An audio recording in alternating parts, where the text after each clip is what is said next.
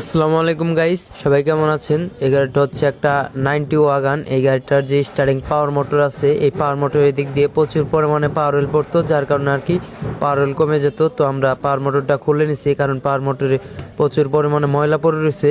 তো এই গাড়িটাকে এখন আমরা খুঁচে ভালোভাবে পরিষ্কার করে নেব, মানে তেল দিয়ে ব্রাশ মেরে ভালোভাবে ধুয়ে পরিষ্কার করে তারপর আপনাদের দেখাইবো যে পাওয়ার অয়েল কেন পড়ে, মানে পাওয়ার অয়েল মানে কোন দিক দিয়ে পড়ে। তো এটাকে আমরা এখন ভালোভাবে ব্রাশ মেরে ধুয়ে নিতেছি, কারণ এটা তো অনেক ময়লা। তো এটাকে একবার চকচকা বানিয়ে ফেলবো, আপনারা দেখতে থাকেন। তো এই পাওয়ার মোটরের এখানে মাথায় একটা সিল আছে, যেটাকে বলা হয় পাওয়ার মোটর পুলের সিল। তো এই সিলটা এটার অনেক হার্ড হয়ে গেছে, যার কারণে আর কি পাওয়ার অয়েল পড়ে। তো আমি আপনাদের সিলটা খুলে দেখাইতেছি। তো একটা চুকা স্পোক দিয়ে চারিদিকে সিলটা খুলতেছি। তো দেখেন সিলটা কি পরিমাণে হার্ড হয়ে গেছে, যে ভিতরে প্রচুর হার্ড হয়ে গেছে, যে পাওয়ার অয়েলটা চেক দিবে, পাওয়ার অয়েলটা চেক দিতে পারে না, যার কারণে আর কি পাওয়ার অয়েল প্রচুর পরিমাণে পড়ে। তো আমরা পাওয়ার মোটরটা ধুয়ে খুব সুন্দর পরিষ্কার করে ফেলছি, এবং কি পুলি যে আছে এই পুলিটাও খুলে ধুয়ে নিছি। তো এখন আমরা ভালো একটা সিল এনেছি, মানে জাপানি যে সিল, এই সিল এনেছি আর কি পাওয়ার মোটরে লাগানোর জন্য।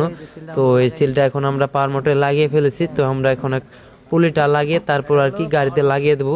তো পাওয়ার অয়েল মোটরের সিলটা সবসময় ভালো সিল দিতে হবে, যদি একটু সমস্যা হয় তাহলে আবার পাওয়ার অয়েল পড়ে যাবে, মানে পাওয়ার মোটরে প্রচুর প্রেশার পড়ে, স্টারিংটা একটা ইজি করে। তো এর জন্য এখানে ভালো সিল দিতে হবে। তো সবাই ভালো থাকবেন, আসসালামু আলাইকুম।